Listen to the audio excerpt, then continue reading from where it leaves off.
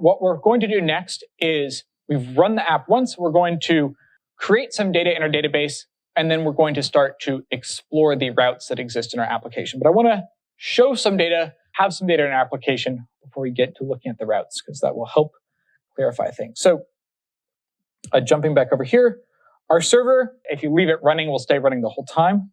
I'm going to Control-C to kill the server, Control-L to clear my screen.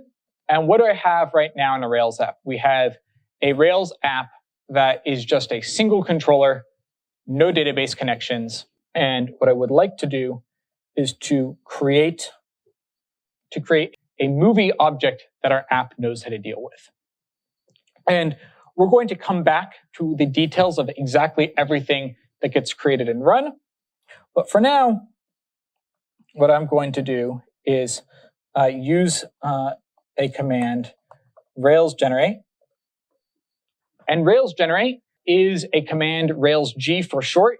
You'll notice that almost every Ruby command that you would use frequently, G for generate, S for server, their shortcuts exists. C for console, we'll demo that soon enough. We can ask Rails to generate a bunch of different types of data that our app might need. In this case, what I'm going to do is ask it for the scaffold command. This is something that will do a ton of stuff for us. It's going to create routes, models, controllers, and so on.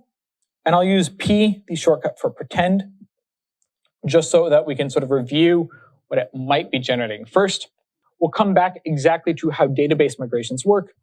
We'll look at the routes, but we can see that when we run this command, we're going to get a movies controller.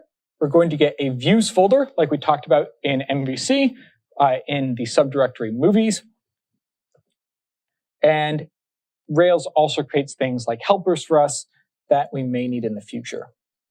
So that's what happens if we wanted to create movies. Hopefully, we can also ask Rails in our command to create a new object with specific columns and attributes. So in this case, we'll talk about how these work in a moment, but I'm going to ask for a title, rating, release date, and a description. Run with -P to double check that's what you want, and run the generation again.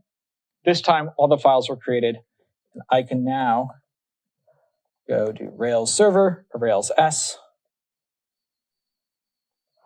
and it's booted up. Refresh the page. So I like starting off with this error when we start off with Rails applications, because this exemplifies just about one of the challenges of programming, but also one of the benefits. This thing tells us that migrations are pending. It tells us to resolve this issue, run this command. It tells us what migration is pending. And we're going to talk in a few moments about exactly how migrations work. New versions of Rails, when you're running in a development environment, includes this really fun command called run pending migrations. It automatically runs the command that it told you to run for you, resolves the issue. And this is one of those things where the starting of reading a message is super, super helpful. So read a message, resolve the issue. And now, before we get to routing, we can go to /movies in our application and see that data could be there. We can persist data to the database. So let's say we have Top Gun. Well, the new one was PG-13. I don't know what this was, 5, 20-something, 2022. Rails automatically created a view file for us that has these fields. I can just write, Tom Cruise. I can create a movie, and Rails handles saving to the database. So in this case, when we generate a Rails app, when we generate our models, views, and controllers, we have a starting scaffold for an app that works, that persists data, and so on. And so that is where we're going with Active Record.